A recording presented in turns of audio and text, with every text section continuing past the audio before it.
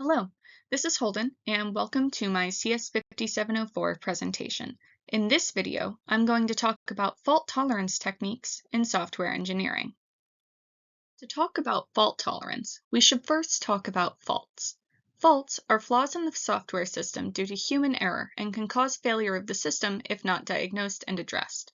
Faults can arise from design flaws or errors made while programming, which later cause the system to behave incorrectly when invoked. There are 5 main categories of faults that we can break down based on the errors that caused them. Logical faults are caused by incorrect logic usage within a program, which causes unexpected behavior or outputs. Syntactical faults are caused by errors in syntax, such as accidentally initializing a variable as the wrong type. These often lead to compilation errors. Interface faults are caused by unexpected interactions between different systems or modules.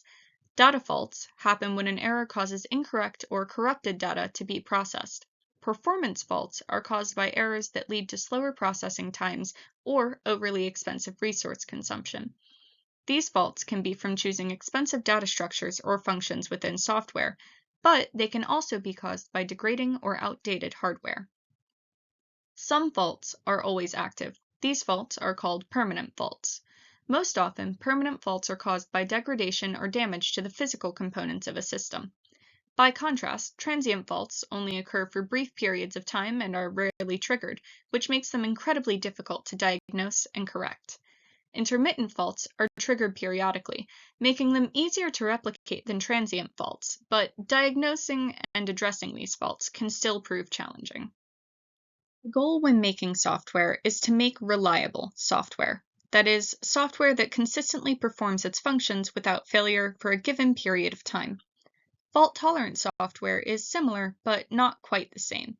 Software is considered to be fault-tolerant when it can continue to perform its functions even when part of the system fails.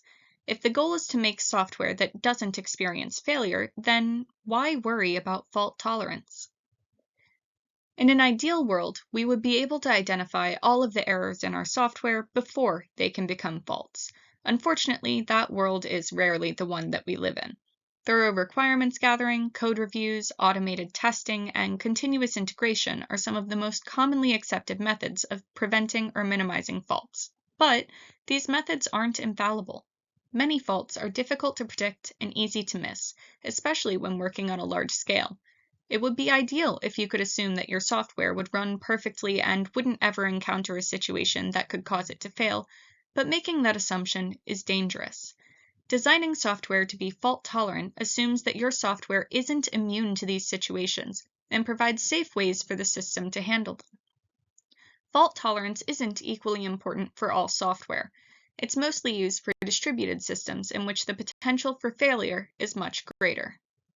Fault tolerance techniques can be broken down into 2 main categories: fault removal and fault masking.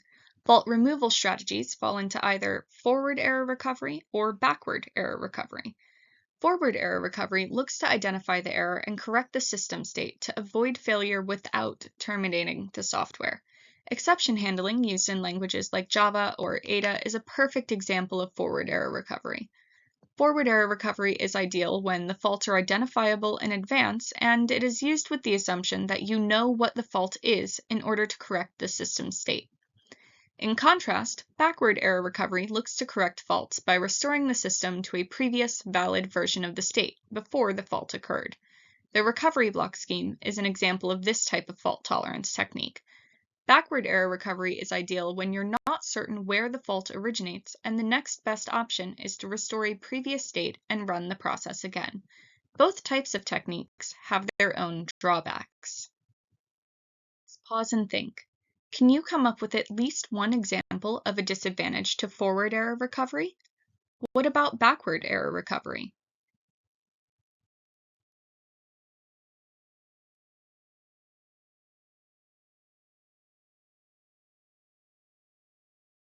Here are some of the disadvantages to forward and backward error recovery.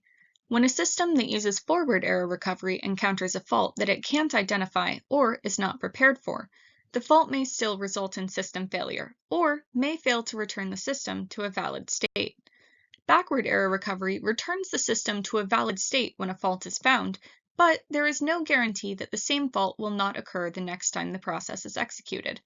Backward error recovery can also be expensive, costing more time and space than forward error recovery techniques. Forward error recovery runs the risk of compromising the ability to return the system to a valid state, but it does make the process of identifying and removing faults easier. Backward error recovery is expensive and can make it more difficult to diagnose faults in the software, but as long as there is at least one valid state saved for the system to return to, that valid state should be recoverable. Let's talk a little more about these fault tolerance techniques. We should be pretty familiar with exception handling, so we're only going to touch on it briefly here. Exception handling is a technique where you anticipate errors that might occur in a program and provide alternate instructions for the program to proceed. In a language like Java, exception handling sometimes looks something like what you see here. You give the system instructions that should generate an exception. In our example, that would be dividing by 0, which should generate an arithmetic exception. Then you give the system alternate instructions to proceed. In this case, it causes the program to print arithmetic exception divided by 0. The finally block executes regardless of the functionality of the other two blocks, ensuring that its functionality isn't affected by instructions to return or break. Exception handling in Java can also be done using the throws keyword, which explicitly throws an exception when the specified conditions are met. Recovery blocks rely on what is referred to as checkpointing, periodic saving of the state of the system while it is valid and no faults are active. The recovery block scheme follows a basic structure. When an input is given, the first of a given set of algorithms, in this example, algorithm 1, runs. If the output passes the given acceptance test, the process finishes. If it does not, the system returns to a previously saved valid state. The input is then processed by algorithm 2, which functions essentially as a backup. If algorithm 2 also fails the acceptance test, the input is passed to the next algorithm to check if the output passes. If all algorithms are exhausted, the system then fails or returns an error. The recovery block scheme can increase time needed to execute a process and can be resource expensive, but it allows the system to recover from faults in many cases without regard for the fault's nature or origin. Fault masking approaches to software can be tricky. Like fault removal techniques, fault masking allows systems to continue operating normally under most circumstances, even when faults occur. But because the failure often is not predicted or noticed, the faults remain unresolved. Fault masking is appropriate for software that, in most cases, should not allow users to know that a fault has occurred, such as an online banking system. When delivering the correct functionality of software is more important than identifying and correcting faults, fault masking can be an appropriate choice. The most common fault masking technique is called N-version programming. In this technique, N different teams produce what should be functionally equivalent versions of the same program from the same product requirements.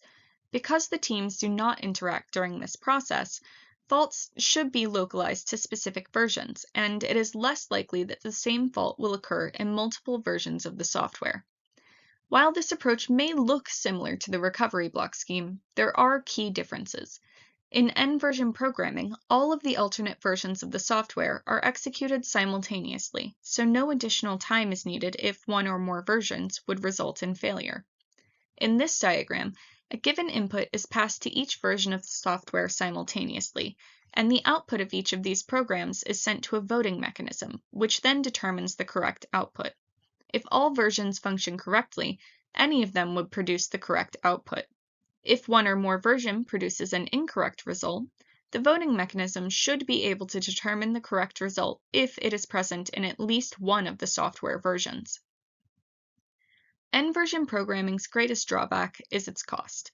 While encountering a fault may not increase the amount of time needed to successfully execute the process, the overhead cost is significantly greater than the other techniques we've discussed, as is the cost of having multiple teams develop what should be functionally the same software.